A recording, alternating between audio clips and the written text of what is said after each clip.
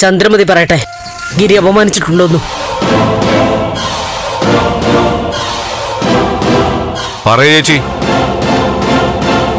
പറയ ചന്ദ്രമതി. എന്താ നിങ്ങൾക്ക് സംശയം?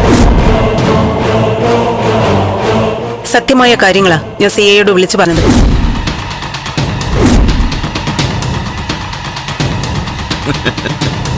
ആ രീതിയിൽ തന്നെയാ മൊഴി കൊടുക്കാനും പോകുന്നത്.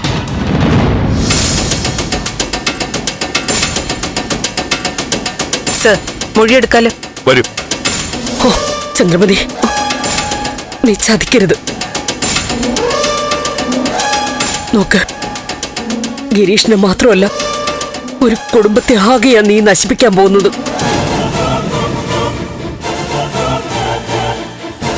പ്ലീസ് ചന്ദ്രമതി, ഇത് കള്ളക്കേസാ, ഉറപ്പാ.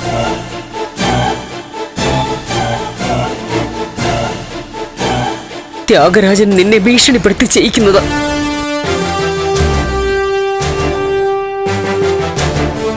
ചന്ദ്രമതി അന്ന് വീട്ടിൽ വന്ന് എത്ര സന്തോഷത്തോടെ എല്ലാവരോട് സംസാരിച്ചത്. വേണ്ട, സിദ്ധുവിന്റെ കേസ് പിൻവലിക്കണ്ട.